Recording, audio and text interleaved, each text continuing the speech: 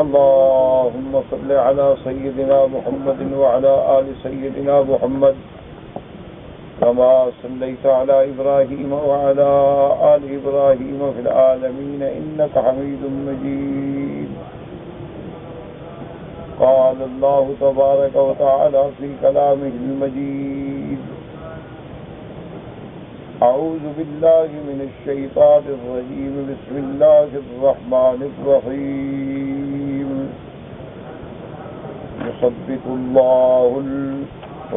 يثبت الله الذين آمنوا بالقول الثابت في الحياة الدنيا وفي الآخرة ويذل الله الظالمين ويفعل الله ما يشاء.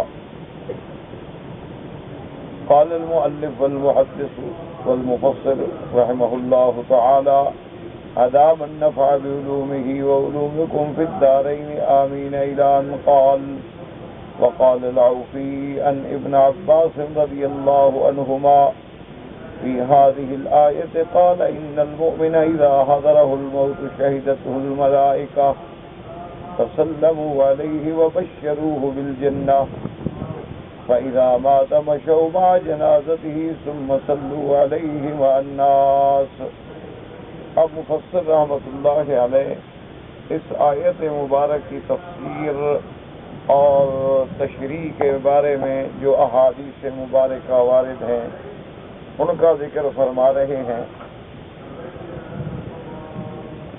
حضرت ابن عباس رضی اللہ تعالی عنہما سے روایت ہے، آپ نے ارشاد فرمایا: ان المؤمن اذا حضرہ الموت، مومن کے لیے جب موت کا وقت آتا ہے یعنی جب موت قریب آ جاتی ہے، شہدتہ الملائکہ، ملائکہ آتے ہیں. اور یہ قرآن میں بھی موجود ہے. اللہ نے فرمایا: ان الذین قالوا ربنا اللہ ثم استقاموا تتنزل علیہم الملائکۃ الا تخافوا ولا تحزنوا وابشروا بالجنۃ التی کنتم توعدون.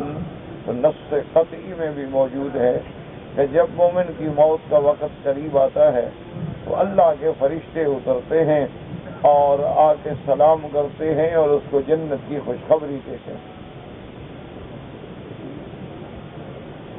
اور یہ بات یاد رکھیں کہ یہ کیفیت جو ہے صرف اس بندے کو نظر آتی ہے جس کی موت کا وقت.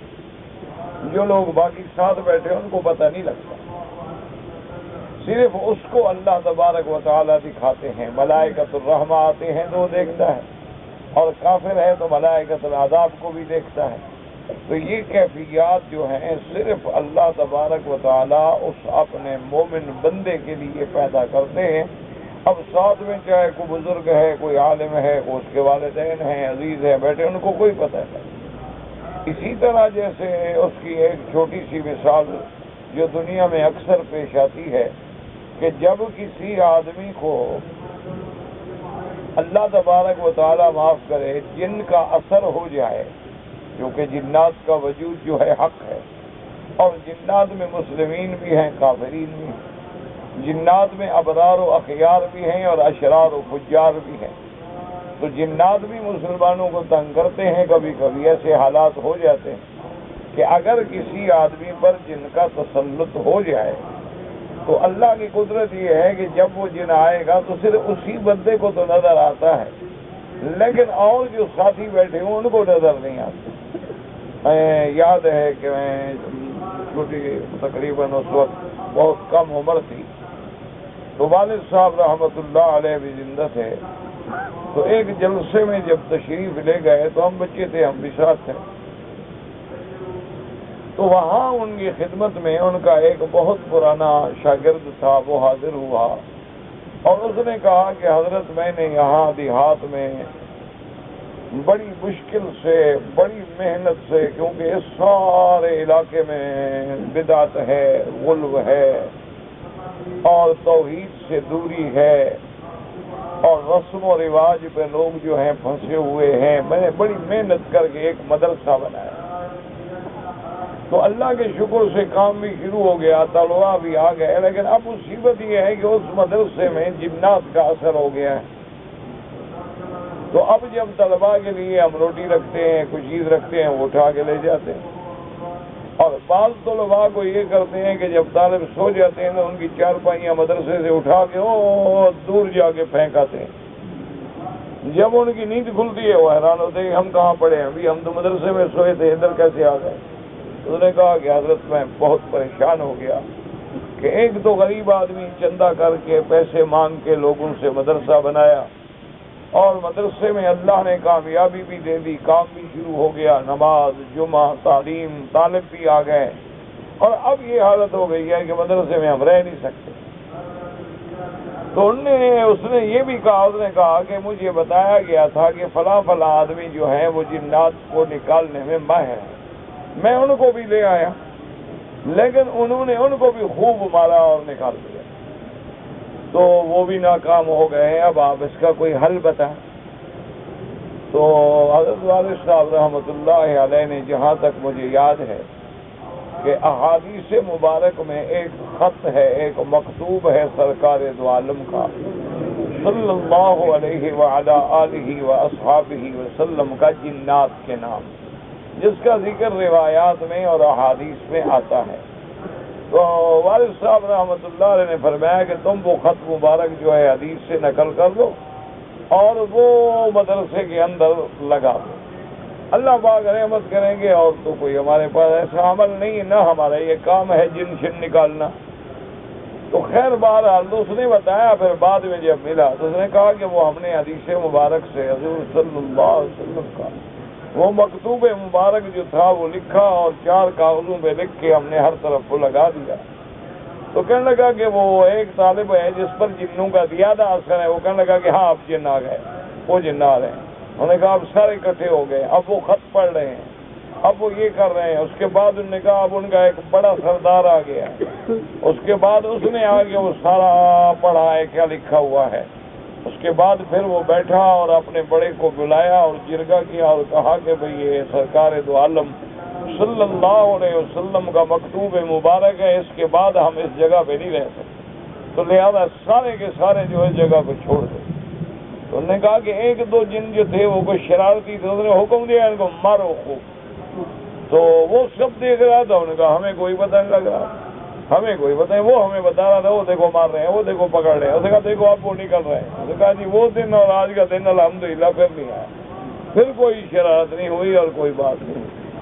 تو اس لیے بہرحال تو اس سے حالات ہوتی ہیں کہ جس پہ جن کا تسلط ہو جائے اس کو تو جنات نظر آتے ہیں، لیکن جس آدمی پہ تسلط نہ ہو تو انہ یراکم هو وقبیلہ من حیث لا ترونہ، کہ ہم جن و شیاطین کو نہیں دیکھ سکتے اور وہ ہمیں دیکھ سکتے۔ تو اسی طرح اللہ کے ملائکہ ہیں، ملائکۃ اللہ ہیں۔ جب آدمی پہ موت کی گھڑی آتی ہے اور آدمی ایمان پہ ہو، اللہ کی توحید پہ ہو، استقامت ہو، تو اللہ کے فرشتے ہوتے ہیں اور وہ فرشتوں کو دیکھ رہا ہوتا ہے، ان کی باتیں سن رہا ہوتا ہے، وہ سلام کرتے ہیں، بشارتیں دیتے ہیں، بابا مبارک ہو، جنت ہے تمہارے لیے۔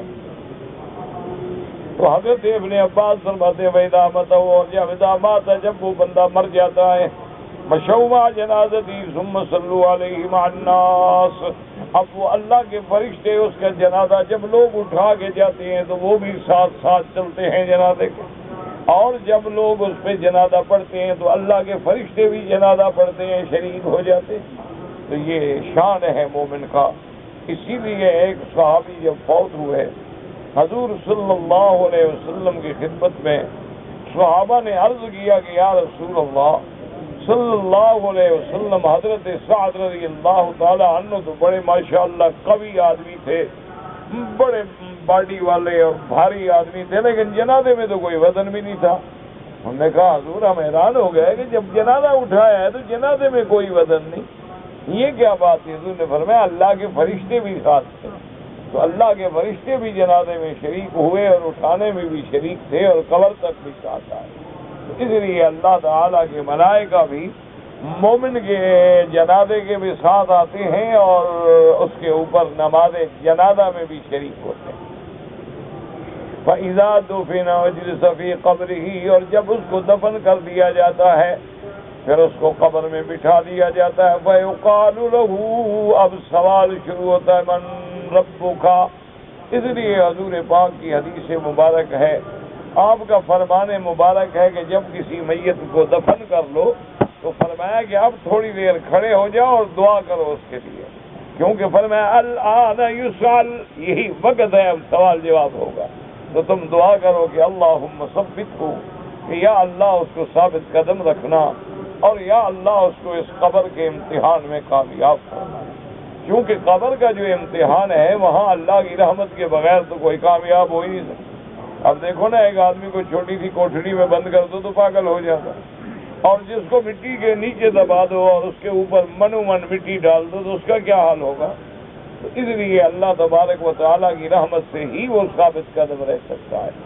اور اس سے سوال کرتے ہیں من ربک فیقول ربی اللہ، اور مومن کہے گا کہ میرا رب میرا اللہ ہے۔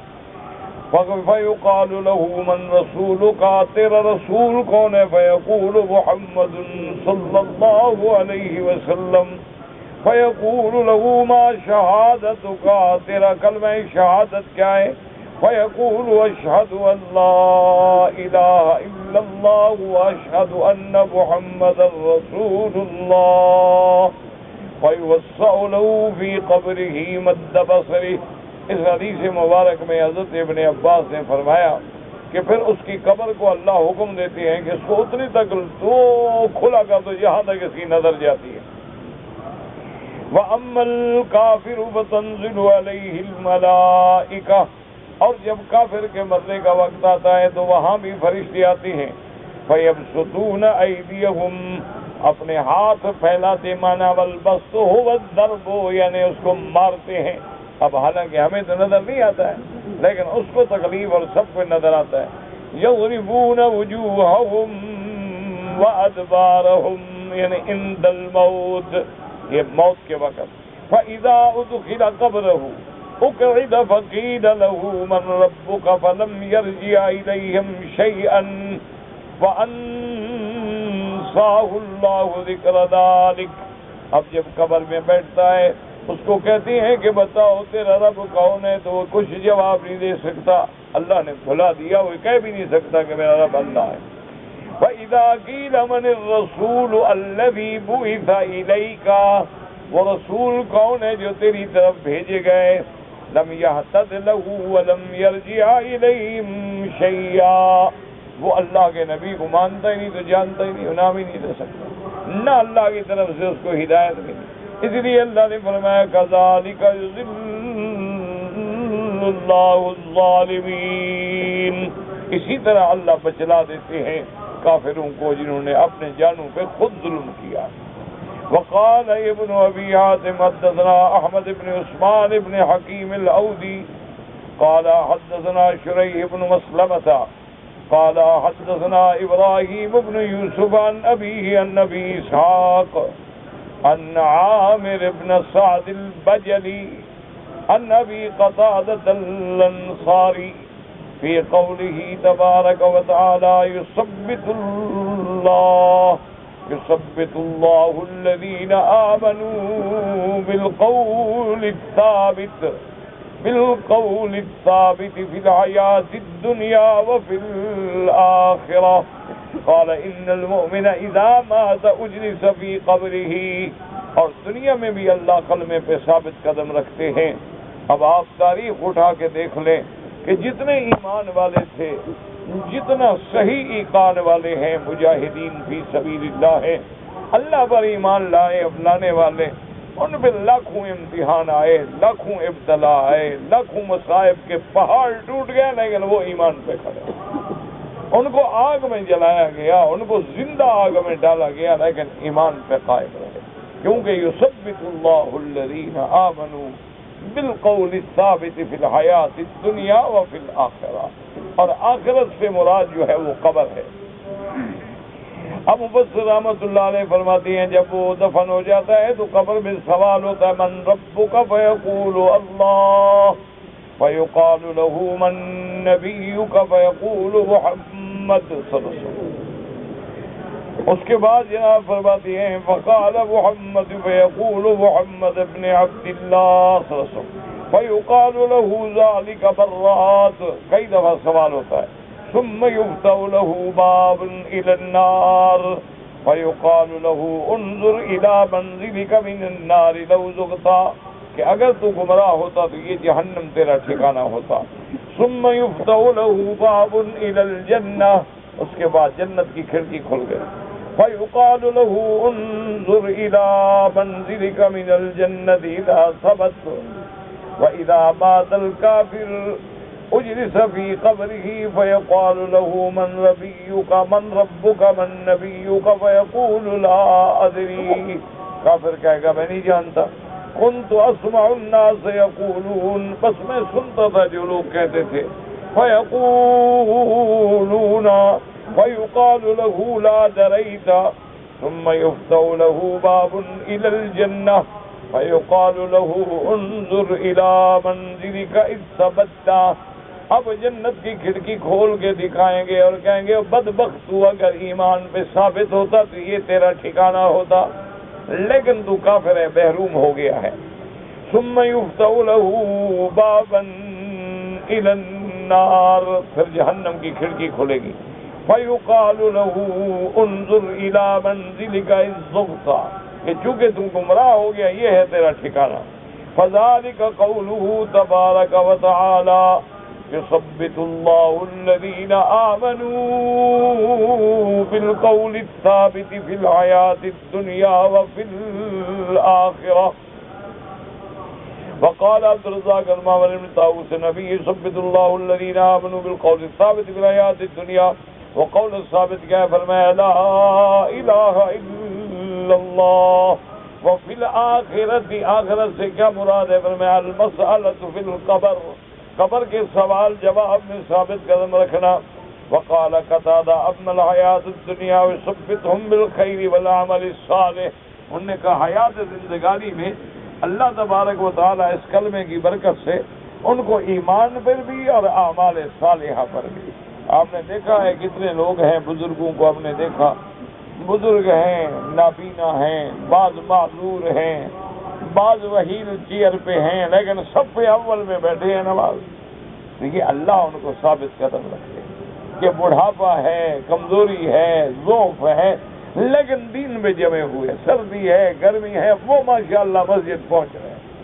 راستے میں تکلیفیں ہیں, مشکلات ہیں, اچھا گھر دور ہیں, پیدل آنا پڑتا ہے, آ رہے ہیں. اللہ تبارک و تعالیٰ ان کو ثابت قدم رکھے کہ وہ دین پہ جمے رہتے ہیں, اعمال صالحہ پہ جمے رہتے ہیں. اور اسی طرح پھر آخرت میں یعنی قبر میں بھی اللہ ان کو ثابت قدم رکھتے ہیں.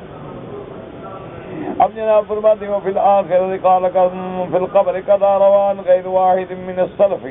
قال ابو عبد اللہ الحکیم الترمذی رحمہ اللہ فی کتابہ نوادر الاصول. امام ترمذی رحمۃ اللہ علیہ نے اپنی کتاب نوادر الاصول میں بھی یہ روایت نقل فرمائی ہے.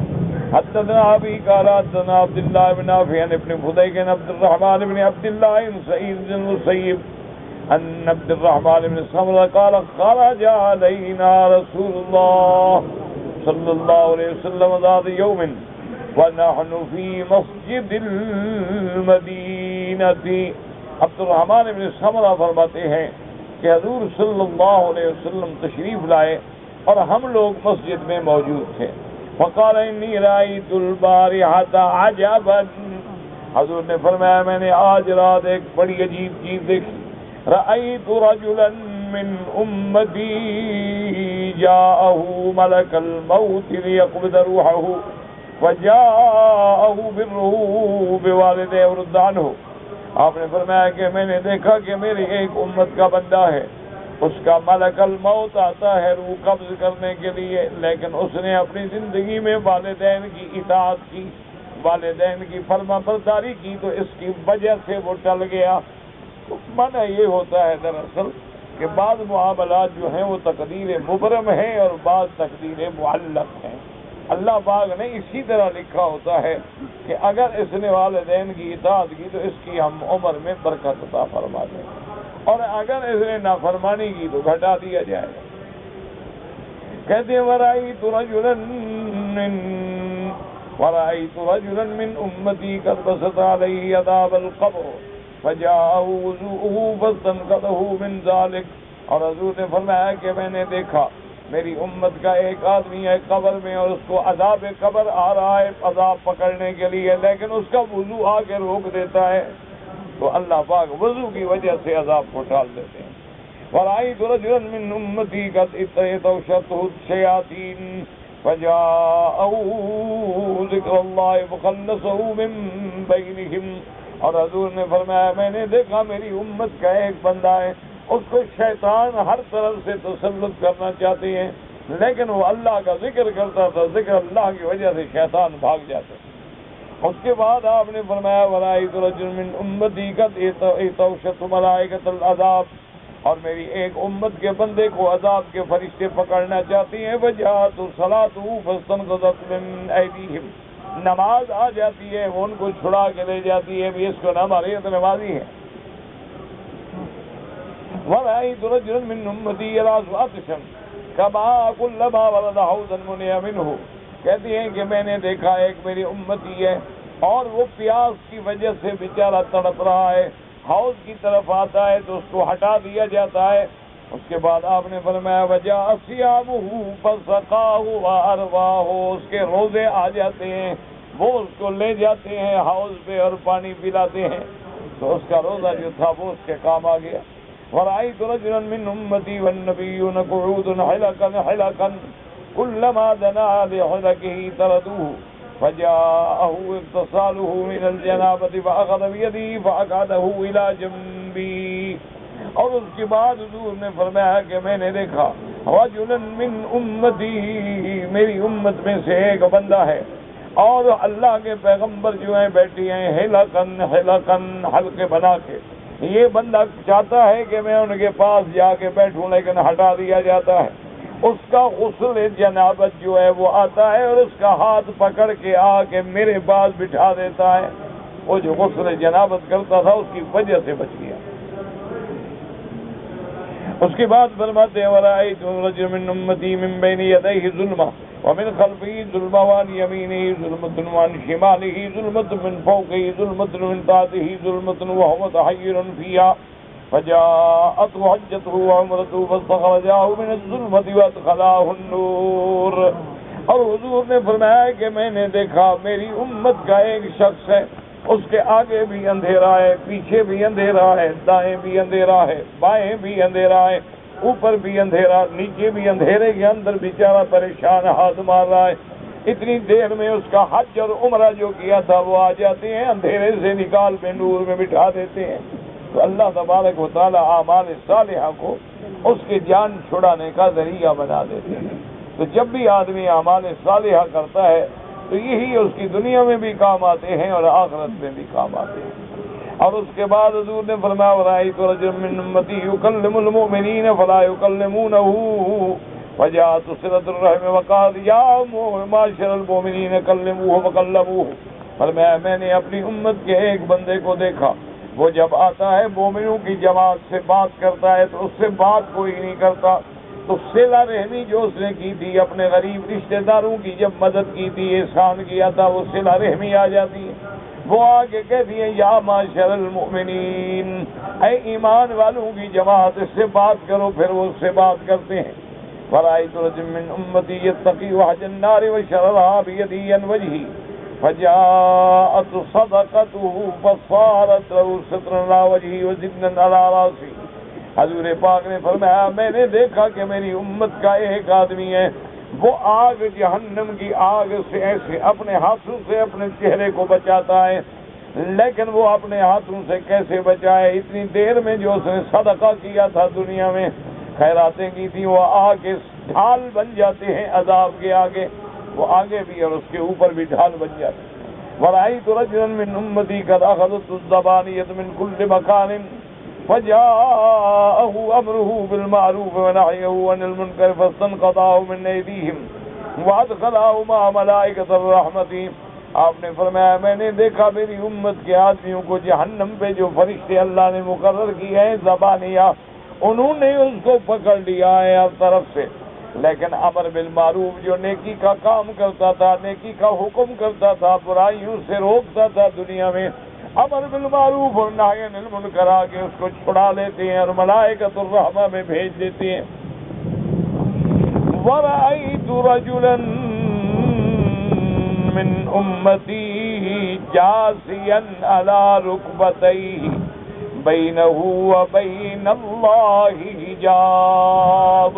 اور حضور نے فرمایا میں نے اپنی امت کے ایک بندے کو دیکھا کہ وہ گھٹنوں کے بل گرا ہوا ہے، لیکن اللہ کی دیدار سے محروم ہے، حجاب ہے۔ فَجَاءَهُ حُسْنُ خُلُقِهِ، اس کا حسن خلق جو ہے وہ آ جاتا ہے۔ فَأَخَذَ بِيَدِهِ فَأَدْخَلَهُ عَلَى اللَّهِ عَزَّ وَجَلَّ، وہ اس بندے کے ہاتھ سے پکڑ کے لے جاتا ہے اور اس کو اللہ کا دیدار نصیب ہو جاتا ہے۔ وَرَأَيْتُ رَجُلًا مِّنْ أُمَّتِي قَدْ حَمَلَ الصَّحِيفَةَ مِنْ قِبَلِ شِمَالِهِ وَجَاءَهُ خَوْفُهُ مِنَ اللَّهِ وَأَخَذَ صَحِيفَتَهُ وَجَعَلَهَا فِي يَمِينِهِ۔ اب فرماتی ہیں میں نے یہ بھی دیکھا کہ میری امت کے ایک بندے کو نامہ عمل جو ہے اس کے بائیں ہاتھ کی طرف آ رہا ہے، لیکن اللہ تبارک و تعالیٰ سے جو دنیا میں کبھی ڈرتا تھا وہ خوف آ جاتا ہے اور اس کے نامہ عمل کو لے کے اس کے داہنے ہاتھ میں پکڑا دیتا ہے۔ وَرَأَيْتُ رَجُلًا مِّنْ أُمَّتِي قَدْ خَفَّ مِيزَانُهُ فَجَاءَتْ أُخْرَتُهُ فَثَقَلُوا مِيزَانَهُ۔ اب جناب فرماتی ہے کہ میں نے دیکھا میری امت کا ایک بندہ ہے، اس کے وزن، اس کی تولیں جو ہیں وہ گھٹ رہی ہیں، لیکن جو اس نے زیادہ عبادتیں کی تھیں وہ آگے اس کے میزان میں وزن کا باعث بن جاتی ہیں۔ وَرَأَيْتُ رَجُلًا مِّنْ أُمَّتِي قَائِمًا عَلَى شَفِيرِ جَهَنَّمَ فَجَاءَهُ وَجْلُهُ مِنَ اللَّهِ فَاسْتَنْقَذَهُ مِنْ ذَلِكَ وَمَزَاحَ۔ اور ایک امت کے بندے کو میں نے دیکھا کہ جہنم کے کنارے پہ کھڑا ہے، گرنے والا ہے، لیکن جو اللہ کے آگے ڈر کے کبھی رویا تھا وہ خوف، وہ حالت آگے اس کو چھڑا لیتی ہے۔ وَرَأَيْتُ رَجُلًا مِّنْ أُمَّتِي هَوَىٰ فِي النَّارِ فَجَاءَتْهُ دُمُوعُهُ الَّتِي بَكَىٰ مِنْ خَشْيَةِ اللَّهِ فِي الدُّنْيَا فَاسْتَخْرَجْتُهُ مِنَ النَّارِ۔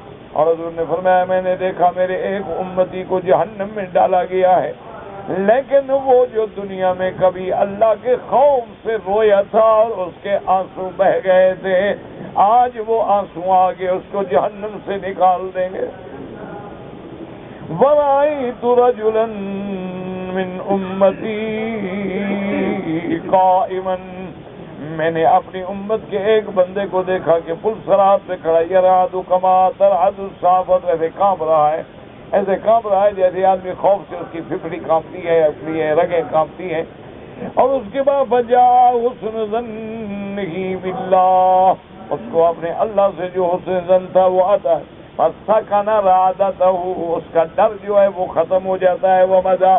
فرأيت رجلا من أمتي على الصراط يضعف أحيانا ويعفو أحيانا فجاءت صلاته علي فأخذت بيده۔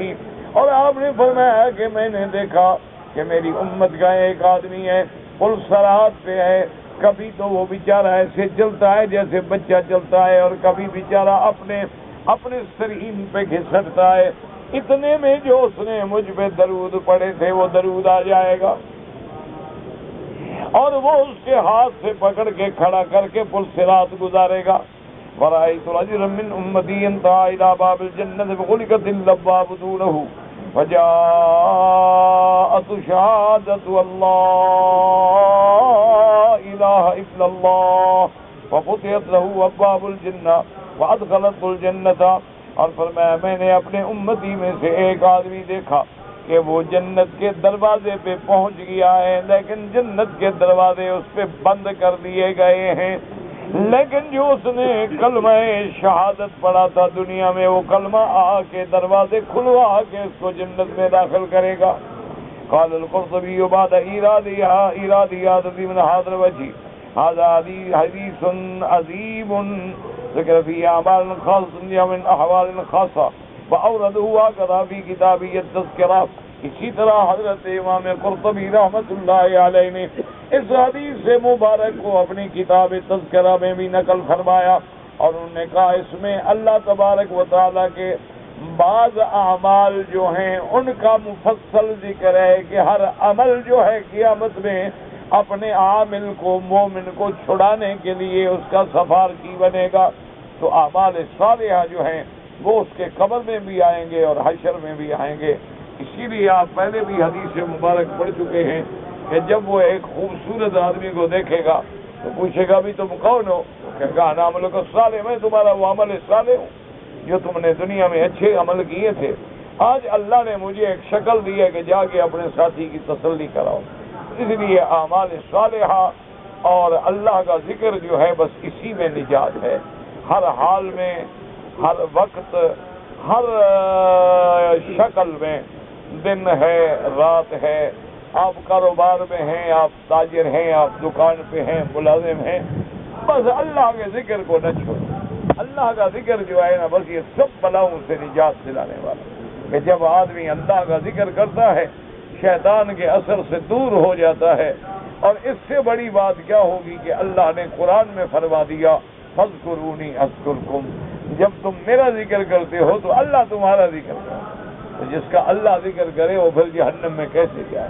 تو اس لیے اس کا علاج یہی ہے کہ ہر حال میں چلتے پھرتے، وضو ہے نہیں ہے یہ بھی شیطان وساوس ڈال دے، بابا تمہیں وضو نہیں ہے کلمہ پڑھے ہو، منع ہوتا ہے کہ نہ پڑھے، جان چھوڑے۔ عجیب آدمی ہو، بابا بے وضو تم درود شریف پڑھے ہو اور بے وضو تصویر کر رہے ہو، چھوڑے یار ابھی گپ شپ کرو، بعد میں وضو کر کے کر رہا ہوں، بعد میں کس نے اٹھنا ہے اور کس نے کرنا ہے۔ مقصد شیطان کا ہوتا ہے کہ تمہیں اللہ کے ذکر سے روک، اس لیے یاد رکھیں قرآن پڑھنا جائز ہے، قرآن کو چھونا، اگر ایک بندے کو قرآن یاد ہے پڑھ رہا ہے پڑھتا ہے۔ اور خاص طور پہ یہ جتنے طلباء ہوتے ہیں قرآن حفظ کرنے والے یہ سارے کو باوضو ہوتے ہیں، یہ تو مقصد ہے، مسجد میں بھی ہوتے ہیں قرآن بھی پڑھتے رہتے ہیں، بیچارے کون کو وضو والا ہوتا ہے، کبھی ہے کبھی نہیں ہے، کبھی ٹوٹ گیا کبھی رہ گیا۔ اس لیے بس ایک بات کو ہمیشہ یاد رکھیں کہ ہر حال میں اللہ کا ذکر، اگر اللہ کے عذاب سے نجات چاہتے ہو اور اگر جنت کے مقامات چاہتے ہو تو بڑا آسان علاج ہے، زبان ہی ہلانی ہے نا، پیسے بھی نہیں لگتے، محنت بھی کچھ نہیں ہوتی، کیا تمہارا وقت لگ جائے گا۔ اب دیکھو نا جی، ایک آدمی ہے مثلا ہم نے، مجھے یاد ہے میں تو ہمارے علاقے سے اس کے ایل پی روڈ جو بڑا روڈ ہے اس پہ بسیں چلتی تھیں، تو ہم اس بس میں کبھی کبھی سفر کرتے تھے، تو وہاں سے تقریباً 4 گھنٹے کا سفر تھا۔ تو ایک ڈرائیور تھا، مجھے نام آج یاد نہیں آ رہا، بالکل ایسے پتلا تھا جیسے ہمارے بنگالی بھائی ہوتے ہیں، اچھا خدا کی شکل ہے، وہ بنگالی تو نہیں تھا لیکن بالکل شکل ایسے لگتی تھی جیسے خالص بنگالی ہے، ادھر تھوڑی سی داڑھی اور بالکل پتلو سا، وہ مچھلی کھا کھا کے بنے ہوتے ہیں نا بالکل ایسے سیخ کی طرح۔ تو اچھا میں پھر اس کی گاڑی کا انتظار کرتا تھا کہ وہ پوچھتا تھا نا بھی اس کی بس کا وہ جی آدھا گھنٹہ ہے، چلو بیٹھو بھی آدھا گھنٹہ چائے پیو، گاڑی آئے اسی پہ جائیں۔ ایک تو اس کی بس بہت اچھی نئی ہوتی تھی، ایئر کنڈیشن اور ٹھیک ٹھاک، اور دوسرا یہ ہے کہ وہ داڑھی والا ڈرائیور تھا، داڑھی والے کو داڑھی والے سے کچھ انس بھی ہو جاتا ہے۔ تیسرا وہ بیچارہ کچھ مہربانی بھی کرتا تھا کہ وہ سواریوں کو منت بھی کر لیتا تھا کہ بھئی اگلی سیٹ پہ بیٹھنے دیں مکی صاحب کو، تو ان کو پیچھے بٹھا دیا، ہاتھ باندھ لیے، ان کی داڑھی کو ہاتھ لگا دیا، ایسے کر کے بیچارہ ساتھ بھی بٹھا۔ تو وہ اس کی یہ عادت تھی کہ جب ہم گاڑی پہ بیٹھتے بس وہ گاڑی سٹارٹ ہوئی اور اس نے قرآن شریف پڑھنا شروع کر دیا، کوئی بات نہیں کرنی سارا رستہ، قطعاً حافظ قرآن دا منزل پڑھتا رہا۔ بس جب گاڑی رکے گی 1-2 منٹ باتیں کر لی، بھی جلدی کرو، سواری بٹھاؤ، سواری اتارو، اس کے بعد گاڑی چلی، پھر منزل شروع۔ تو وہ ماشاءاللہ 4 گھنٹے میں تقریباً کچھ 10 بارے منزل پڑھ لیتا تھا ماشاءاللہ، کیونکہ میں ساتھ بیٹھا ہوتا تھا، میں سن رہا ہوتا تھا اس کا، اور ماشاءاللہ قرآن بھی ایسا ضبط تھا، کبھی غلطی بھی نہیں کی، اور کبھی یہ بھی نہیں ہوا کہ اس کو گاڑی روک دی ہے بھول جائے، نہیں، جہاں چھوڑا ہے وہاں سے شروع۔ میں نے اس سے پوچھا، میں نے کہا یار اللہ مبارک کرے تمہیں، ہم مولوی ہو کر بھی نہیں پڑھتے، مولویوں کے بیٹے ہیں ہم نہیں پڑھتے، ہم اپنے ٹور میں ہوتے ہیں، اپنے خانگی میں ہوتے ہیں، اپنے بلوچکی میں ہوتے ہیں، تم ماشاءاللہ ایک ڈرائیور ہو کر بھی نے کہا مکی صاحب یہ قرآن کی برکت ہے، اللہ کا شکر ہے کہ آج مجھے 17 سال ہو گئے بس چلاتے ہوئے، میری بس نے کبھی ٹچ بھی نہیں کیا، اللہ نے ہمیشہ مجھے حادثوں سے محفوظ رکھا ہے۔ اس لیے میں جس کمپنی میں جاتا ہوں تو 0 میٹر گاڑیاں میری انتظار میں کھڑی ہوتی ہیں کہ یہ آئے تو نئی گاڑی اس کو دے دو، کیونکہ ان کو پتا ہے کہ اس کی گاڑی حادثہ نہیں کرتی۔ انہوں نے کہا 17 سال میں مجھے ایک دن بھی یاد نہیں کہ میری گاڑی کسی سے یوں ٹچ کر گئی ہے۔ اچھا، اور گاڑی اتنا وہ تیز چلاتا تھا جو ساری گاڑیاں 4.5 گھنٹے میں رحمیار خان پہنچتی تھی جن پور سے، وہ 3.25 گھنٹے میں پہنچی۔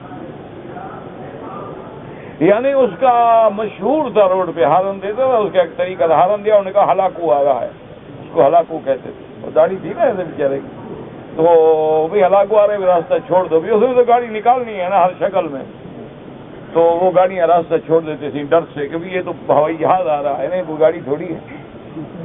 لیکن گاڑی کبھی لوگ ہے جی لگی تو لگی حضرت، کبھی میری گاڑی نے یوں کسی کو ٹچ بھی نہیں کیا، یہ صرف اسی قرآن کی برکت ہے۔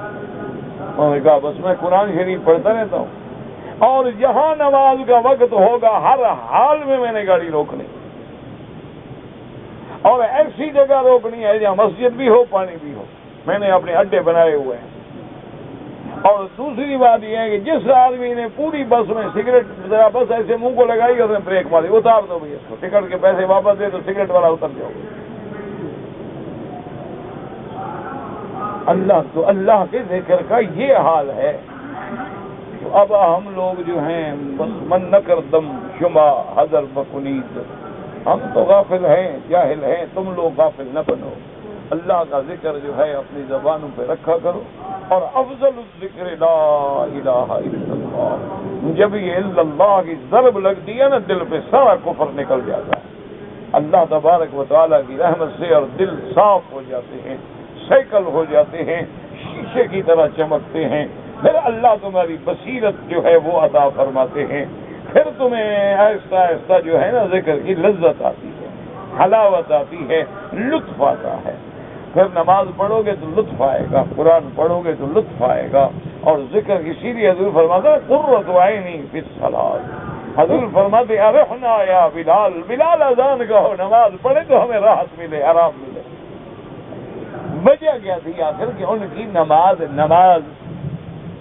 ہماری نماز تو بس اللہ عالم، خدا قبول کر لے، کریم ہے، قادر ہے۔ بس ایک علاج یاد رکھو، سب بیماریوں کا ایک علاج ہے اللہ کا ذکر، اور جب اللہ کا ذکر کرو گے بات بن گئی، جب اللہ تمہارا ذکر کریں گے تو بس کام تو ہو گیا۔ دیکھو نا جی، آج لوگ کہتے ہیں نا جی وہ یار آپ بنا اور جی میں وزیر صاحب کو ملنے کے، اور یار میرا تو ذکر وہاں کر دیتے نا، کم از کم میرا کا نام تو لے لیتے نا یار وہاں۔ انہوں نے کہا یار موقع نہیں ملا، دوبارہ جاؤں گا تو آپ کا بالکل تعارف کراؤں گا۔ ایک وزیر کے پاس ذکر ہو بندہ خوش ہو جاتا ہے جب خدا ذکر کرے۔ لیکن بس خدا والے بنو، یہ کتابیں پڑھنے میں نہیں آئے گا، نہ یہ مولویوں کی تقریروں میں آئے گا، یہ وہ لذت ہے جب اس سمندر میں آؤ گے تو مزہ ملے گا۔ یہ کتابیں پڑھنے سے کچھ نہیں ہوتا۔ بعض چیزیں اب دیکھو نا جی، یہ پیالی ہے اس میں چائے ہے، اب لاکھ مولوی لے آؤ، دور سے بتا سکتا ہے کہ یہ میٹھی ہے، کڑوی ہے، پھیکی ہے، کیسے بتا سکتا؟ علم کس کام آئے گا؟ چکھے گا تو علم آئے گا نا کام۔ پھر بھائی یہ تو کڑوی ہے یار، یہ کیا ہو رہا ہے، وہ کیا ہے، گاوا ہے۔ تو اسی طرح جب تک ذکر اللہ کا چکھو گے نہیں تو باہر رہو گے، پھر مزہ نہیں آتا۔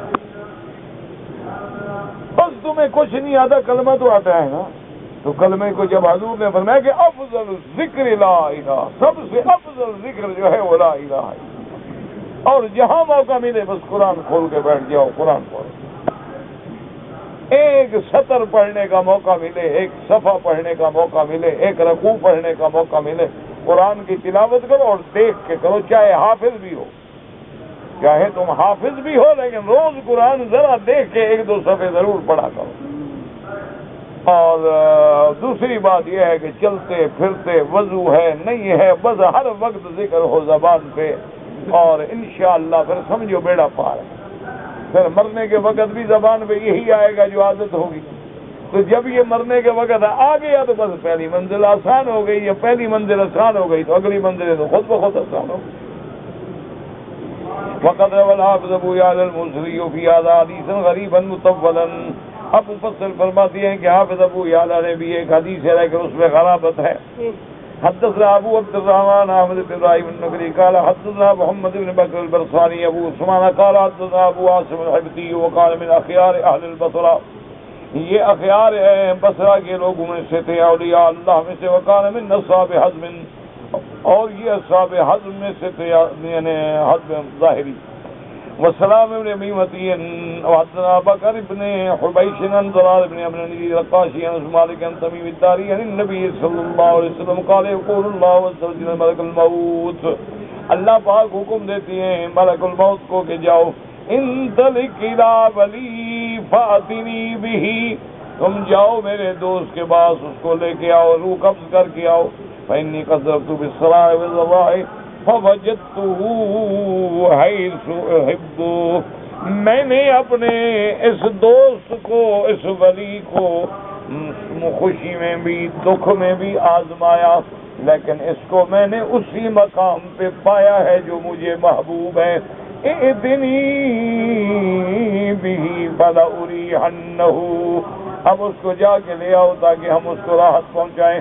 فینطلق الیہ ملک الموت ومعہ 500 من الملائکہ. اب اللہ کا فرشتہ ملک الموت اس ولی کے روح قبض کرنے کے لیے آتا ہے، اور 500 فرشتے بھی ہیں. معہم اکفان وحنوط من الجنہ، ان کے بعد جنت کے کفن ہیں، جنت کی خوشبوئیں ہیں. ومعہم زبائر الریحان، اصل الریحان زواہد وفی رأسها 20 لونا لكل لون منها ریح سوا ریح صاحبہ، اور اس کے ہاتھ میں ریحان، یہ جو خوشبو والا درخت ہوتا ہے نا، ببری جسے کہتے ہیں، تو اس کی شاخیں ہوں گی، لیکن اس کا درخت تو ایک ہوگا لیکن ہر شاخ کا رنگ الگ ہوگا، ہر شاخ کی خوشبو الگ ہوگی جو دوسرے کے موافق نہیں ہوگی. ومعهم الحریر الابیض فیہ المسک الاظفر، اور اس کے ان کے پاس جو ہے ریشمی سفید ریشم کے کپڑے ہوں گے جن میں مسک اظفر خوشبو ہوگی. فیجلس ملک الموت عند راسہ وتطوف بہ الملائکہ، اب ملک الموت اللہ کے ولی کے سرانے کی طرف بیٹھیں گے اور ہر طرف وہ ملائکہ کھڑے ہوں گے. فَيَضَعُ كُلُّ مَلَكٍ مِّنْهُمْ يَدَهُ عَلَىٰ عُضْوٍ مِّنْ أَعْضَائِهِ، اور ہر فرشتہ جو ہے اس کے ہاتھ پہ، بدن پہ ہاتھ رکھیں گے. فَإِنَّ الزَّوْلَ تَعَلَّلَ عِندَ ذَلِكَ بِطَرَفِ الْجَنَّةِ تَارَةً بِأَزْوَاجِهَا وَتَارَةً بِكِسْوَتِهَا وَمَرَّةً بِثِمَارِهَا كَمَا يُعَلَّلُ الصَّبِيُّ أَهْلَهُ إِذَا بَقَىٰ. اب اس کے نفس کو ایسے تسلی دی جائے گی، کبھی جنت کی خبریں، کبھی جنت کے اندر جو حوریں ملیں گی، کبھی جنت میں جو لباس ملیں گے، کبھی جنت میں جو پھل ملیں گے. جیسے آدمی بچے کو بہلاتا ہے، اچھا بابا یہ لے لو، اچھا یہ چلو بابا یہ کھلونا لے لو، اچھا بچہ کہہ رہا نہیں، پھر بھی چپ رہے، اچھا بھائی یہ لے لو، حالانکہ نہیں، وہ کہہ نہیں اچھا یہ بھی لو. تو اس کو مطمئن کرنے کے لیے کبھی جنت کا نظارہ، کبھی جنت کے ازواج کا نظارہ، کبھی جنت کے ثمار کا نظارہ.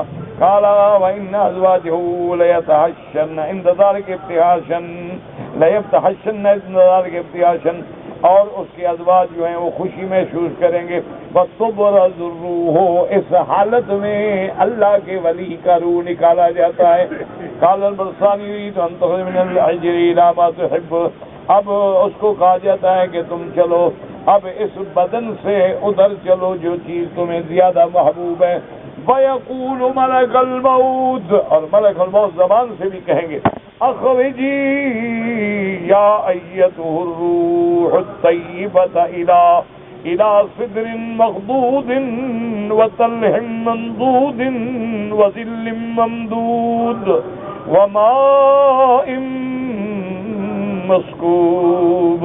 اللہ کا فرشتہ ملک الموت کہے گا کہ اے ابری اللہ کی روح چلو تم ان درختوں کی طرف، اور وہ وہاں جو پھل ہیں وطلح منضود، وہاں جو کیلے کے درخت ہیں ایک دوسرے پہ چڑھے ہوئے اور لمبے سائے اور پانی اللہ تبارک و تعالیٰ کے چشمے جاری ہونے والے. قال والے ملک الموت شد بیرت من الوالدۃ بولدہا، اور ملک الموت ایسے پیار کریں گے جیسے کوئی اپنی اولاد سے پیار کرتا ہے. یعرف ان ذلک الروح حبیب لربہ، چونکہ ملک الموت جانتے ہیں کہ یہ اللہ کے ولی کی روح ہے اور یہ بندہ اللہ تبارک و تعالیٰ کا محبوب ہے. فهو يلتمس به تحببا لديه، گویا کہ وہ اللہ کے حبیب سے محبت کر رہا ہے. رضا للرب انه، تاکہ میرا اللہ مجھ پہ راضی ہو جائے. فتصل روحه كما تصل الشارة من العجين، پھر اللہ کے اولیاء کی روح ایسے نکالی جاتی ہے جیسے کہ آٹے سے بال کھینچ لیا جائے، یعنی بڑے آرام سے بغیر کسی تکلیف کے. قال اللہ تبارک و تعالی عز وجل الذین تتوفاهم الملائکۃ الطیبین. قال فأما إن كان من المقربين فروح وريحان وجنة نعيم.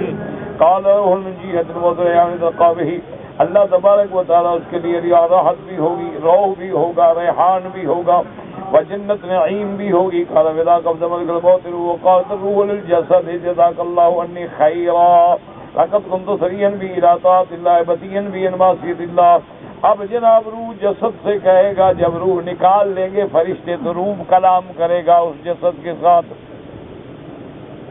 جزاک اللہ عنی خیر لقد كنت سريا بي الى طاعة الله، کہ تم اللہ کی اطاعت کے اندر جلدی کرنے والے تھے.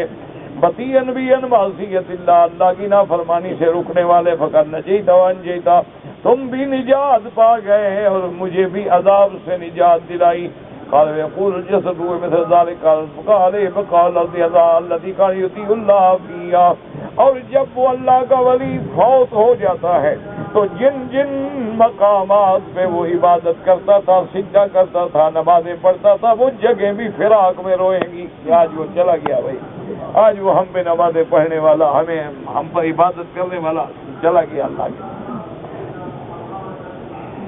وَكُلُّ بَابٍ مِّنَ السَّمَاءِ يَصْعُدُ مِنْهُ عَمَلُهُ وَيَنزِلُ مِنْهُ رِزْقُهُ 40 لَيْلَةً، اور ہر باب دروازے آسمانوں سے اس کے عمل چڑھتے ہیں، اس کے اللہ کی طرف سے رزق اترتے ہیں.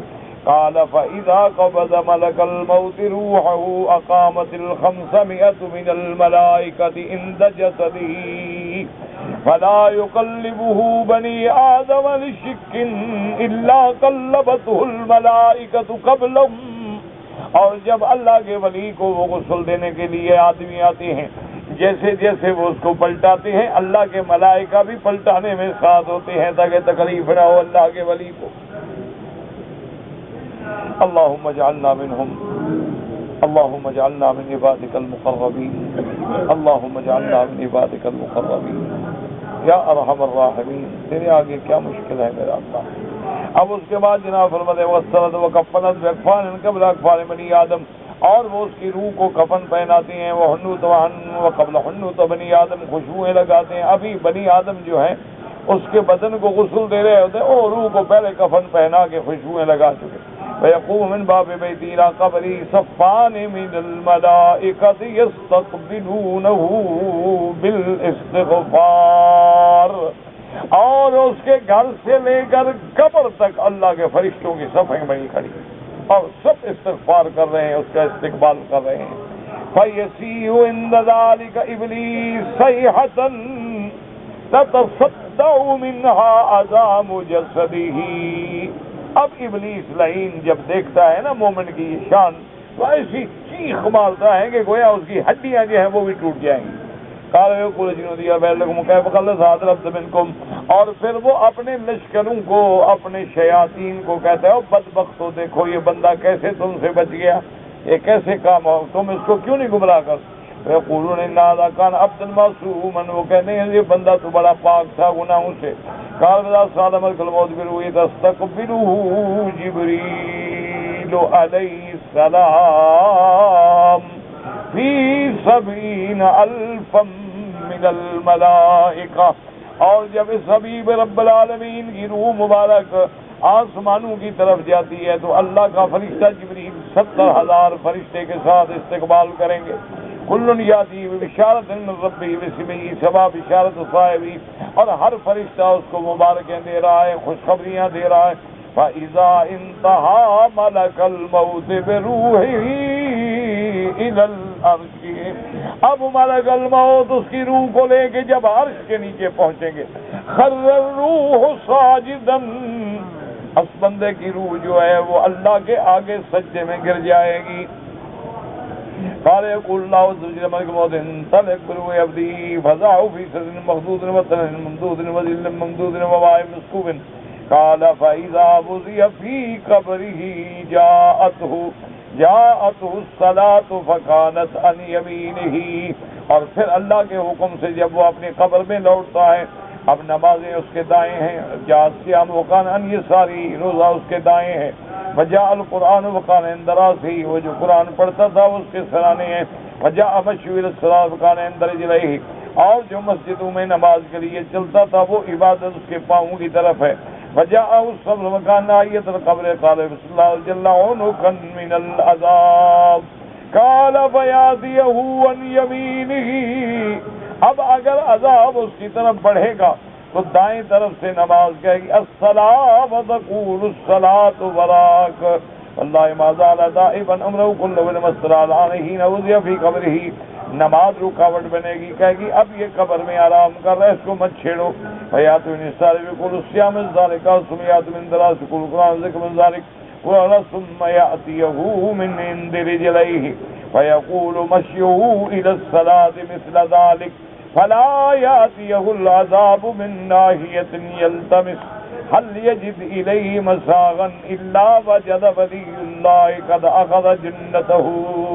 چاہے جس طرف سے بھی عذاب آئے لیکن ہر طرف سے اعمال صالحہ اس کو گھیر دیں گے اور آ کے عذاب کو روک دیں گے. اللہ تبارک و تعالی ہر مسلمان کا خاتمہ ایمان پہ فرمائے، اور دعا کریں کہ ہر قسم کے عذاب سے بچائے، عذاب دنیا سے بھی بچائے اور عذاب قبر سے بھی بچائے اور عذاب آخرت سے بھی نجات عطا فرمائے. اور میں روزانہ آپ سے درخواست کرتا ہوں کہ ان دنوں میں اپنے اوقات کو غفلت میں نہ گزاریں، بلکہ ہر مسلمان پہ یہ لازم ہے، دن ہے، رات ہے، مسجد ہے، حرم ہے، طواف ہے، ہر حال میں نصرت اسلام، عزت اسلام، غلبہ اسلام اور مسلمانوں کے لیے دعا کریں. کہ مسلمانوں پہ بہت بڑا امتحان کا وقت ہے اور اللہ نے اس میں کامیاب کر دیا تو مسلمانوں کی عزت کو اللہ پاک دوبالا فرما دیں گے. اور وما ذلک علی اللہ بعزیز، اور اللہ سے دعا کریں کہ یا اللہ آج جو اپنی قوت میں اقتدار کے نشے میں فرعون بن گئے ہیں، میرا مولا تو اگر چاہے تو ایک ہوا بھیج کے سب کو اڑا سکتا ہے، تو ان پہ بھی اپنا قہر نازل فرما. یا اللہ ان پر اپنا عذاب نازل فرما. عالم اسلام اور بلد الامین اور حرمین کو قیامت تک ہر فتنے سے محفوظ فرما.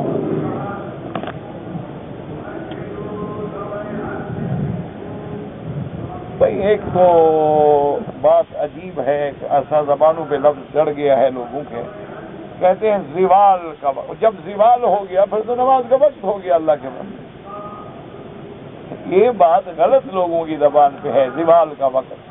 اصل بات یہ ہے کہ جب سورج عین استوا پہ ہو. کیا مانا؟ کہ تم اپنے سائے کو دیکھو تو بالکل عین کسی لکڑی کو کھڑا کر دو تو عین سایہ اس کے نیچے ہے، ادھر ادھر نہیں ہے، تو منع ہے کہ یہ استوا شمس کا وقت ہے، اس وقت نماز پڑھنا منع ہے. اور جب وہ سایہ جو ہے ذرا ڈھلا ہے، ادھر آ گیا، مانا زوال ہو گیا. ورنہ زوال کا وقت نہیں ہوتا اللہ کے بندے. جب زوال ہو گیا پھر تو نماز پڑھنے کی اجازت ہے. اصل بات یہ ہے کہ جب سورج عین مستوا نصف النہار پہ ہوتا ہے، اور اس کا بڑا آسان حل ہے، کسی دھوپ والے مقام پہ ایک لکڑی کھڑی کر دو، آپ دیکھتے رہیں گے پہلے مثلا سایہ ادھر ہے، ادھر ہے، پھر ادھر ہے، ادھر ہے، عین اس کے نیچے آ جائے گا، ادھر ہے نہ ادھر ہے. یہ استوا کا وقت ہے، اور اس میں آپ دیکھ لیں گے کتنے منٹ لگتے ہیں. اس کے بعد جب وہ سایہ ڈھل جائے تو زوال ہو گیا. باقی حرمین الشریفین میں امام احمد بن حنبل رحمۃ اللہ علیہ اور امام شافعی رحمۃ اللہ علیہ کے نزدیک وہ فرماتے ہیں اگر کسی نے طواف کیا تو کوئی وقت بھی ہے، وہ کہتے ہیں صبح ہے، عصر ہے، استواء شمس ہے، ہر وقت 2 رکعت نماز پڑھ سکتا ہے۔ لیکن امام ابو حنیفہ رحمۃ اللہ علیہ فرماتے ہیں کہ نہیں، فجر کے بعد بھی نہ پڑھے جب تک کہ سورج نہ نکلے، اور عصر کے بعد بھی نہ پڑھے جب تک کہ سورج غروب نہ ہو، اور اسی طرح جب سورج عین سر پہ ہو تو نماز نہ پڑھے، کہ ان اوقات میں حضور صلی اللہ علیہ وسلم نے منع فرمایا۔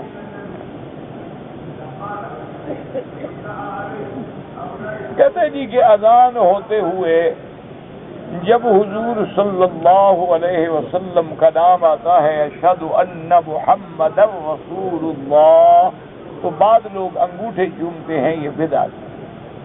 باقی تمہاری ذمہ داری تھی، تم نے اس کو بتا دیا، وہ ناراض ہو گیا تو اس کی مرضی ہے، وہ ناراض ہوتا رہے۔ ہمیں لڑنے کا تو حکم نہیں ہے، ہمیں تو حکم ہے کہ ہم ایک مسئلہ بتلا دیں کہ بھائی یہ انگوٹھے چومنا بدعت ہے۔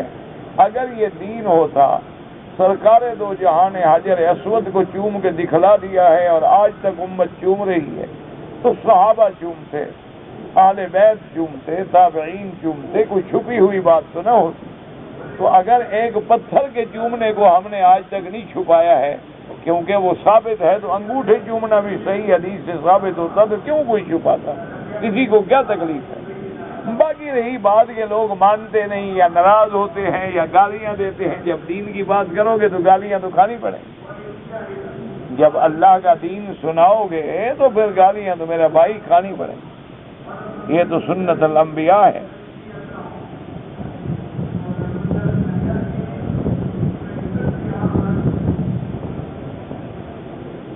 مسجد تھی، اب اس جگہ سے دوسری جگہ مسجد بنا دی گئی۔ میرا بھائی بات یہ ہوتی ہے کہ اگر وہ پہلے والی بھی جگہ بنیت مسجد تعمیر کی گئی، مسجد بنائی گئی اور نیت بھی مسجد کی تھی، تو اب وہ ہمیشہ مسجد رہے گی، چاہے تم دوسری بنا لو، لیکن اس کا احترام باقی رہے گا۔ اور اگر کبھی یہ ہوتا ہے، اس کو کہتے ہیں مصلی، یعنی نماز پڑھنے کی ایک جگہ بنا لیتے ہیں کہ جو ابھی ہم نماز پڑھتے رہیں گے، جب مسجد بن جائے گی تو ادھر چلے جائیں گے، تو پھر وہ جس کام میں لگائیں لگا سکتے ہیں۔ یعنی ایک جگہ عارضی ہوتی ہے کہ بھی عارضی طور پر اب ہم یہاں نماز پڑھیں گے، لیکن جب اللہ ہمیں مسجد بنا دیں گے، تعمیر مکمل ہو جائے گی، تو پھر مسجد چلے جائیں گے۔ تو وہ عارضی مقام ہے، وہاں مسجد کی نیت نہیں ہے، تو اب چاہے اس کو دفتر بنا دو، دکان بنا دو، کسی کام میں لگا دو، لیکن اگر اس کا بھی پہلے مسجد بنا کے نیت سے مسجد بنی تو مسجد ہی رہے گی۔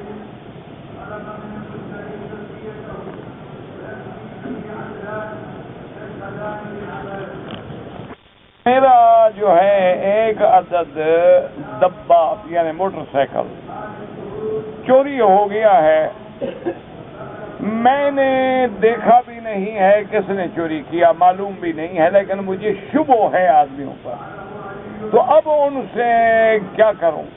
میرا بھائی شریعت کا حکم یہ ہے کہ یا تو ان کے چوری ہونے پر تم گواہ پیش کرو، ثبوت لے آؤ، دلائل دو کہ یہ میرے چور ہیں، اور اگر تمہارے پاس ثبوت نہیں ہے، مجرد شک ہے، تو ان سے قسم لے لو، بات ختم ہو گئی۔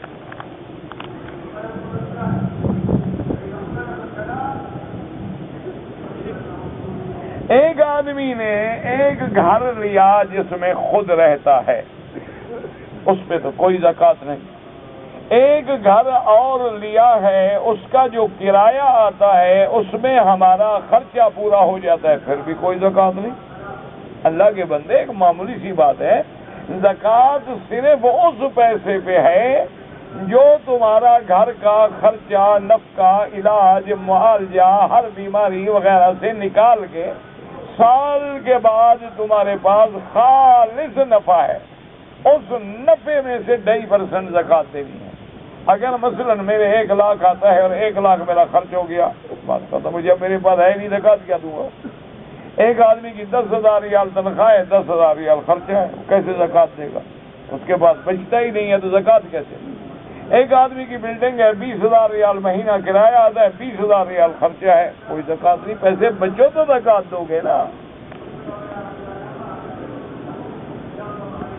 کہتے جی کہ عیسائی عورت سے اگر شادی کریں بالکل جائز ہے، عیسائی ہے یہودی ہے، کیونکہ وہ اہل کتاب ہیں، ان کی لڑکیوں سے شادی ہو سکتی ہے، لیکن اگر مسلمان لڑکی ملے تو نہ کرو، کیونکہ بعد میں بڑے مشکلات ہوتے ہیں کہ وہ بہت سارے لوگوں نے شادیاں کی، اس کا انجام یہ نکلا۔ میرا اپنا ایک دوست تھا، اس نے بتایا، ایک بہت بڑے عالم تھے، میں نام نہیں لیتا ان کا تاکہ اللہ بچائے غیبت نہ ہو، بہت بڑے عالم تھے، وہ کہیں یورپ میں چلے گئے، وہاں جا کے کسی عیسائی لڑکی سے شادی کر لی، تو مدت گزر گئی، لوگ بھول بھال گئے، وہ کہتا ہے میں اتفاق سے اس ملک میں گیا اور اسی شہر میں گیا، مجھے یاد آ گیا کہ وہ جی ایک بزرگ ہمارے عالم تھے یہاں آئے تھے، اس کا پتہ کروں، تو پتہ کرتے کرتے میں گیا، تو اس کے جب میں مکان پہ پہنچا تو ایک بالکل منی اسکرٹ میں ایک لڑکی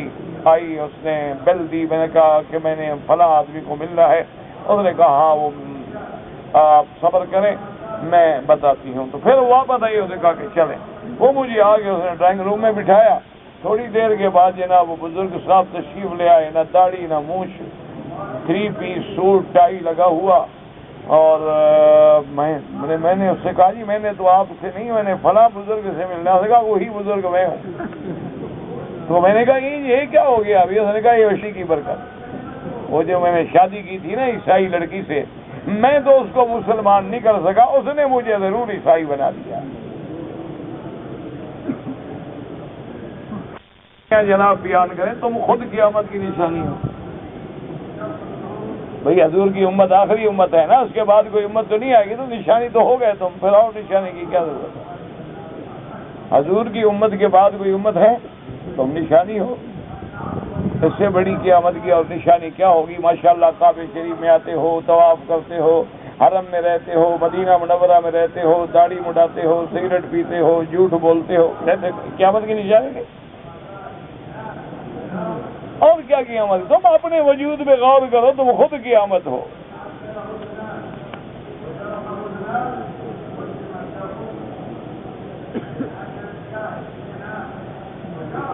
بھائی سچی بات یہ ہے، مجھے پتہ نہیں لگتا ہے پھوپھو پھوپھی کیا ہوتے ہیں، کیونکہ آج کل رشتے ہیں نا نئے، مجھے نہیں پتہ لگتا، یا پتہ نہیں لگتا تو مسئلہ کیا بتاؤں، کیونکہ آج کل رشتے بہت ہو گئے نا، ایک تو سب سے بڑا رشتہ چلا ہے یونیورسل کزن، ہر بلا کزن ہے، first cousin, second cousin, third cousin, fourth cousin, یہ کزن جو ہے بدن ہے، بس جس گھر کو برباد ہونا ہو یہ کزن ہی کرتے ہیں، یہ ہمیشہ یاد رکھیں۔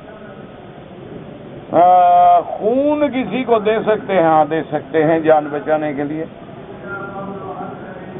زکوٰۃ کے پیسے سے دینی کتابیں خریدنے ناجائز ہیں، زکوٰۃ غریبوں کا حق ہے، آپ غریب طلبہ کو دے دیں، وہ مالک بن جائیں، وہ جا کے خریدیں کتابیں، ان کی مرضی۔ باپ کے گھر میں ایک ہے بہن اور بیٹے کے گھر میں تو کوئی بات نہیں، کوئی حرج نہیں، ایک نکاح میں 2 بہنیں جمع نہیں ہوتی نا، یہ دو نکاحوں میں ہے، ایک میں تو نہیں ہے۔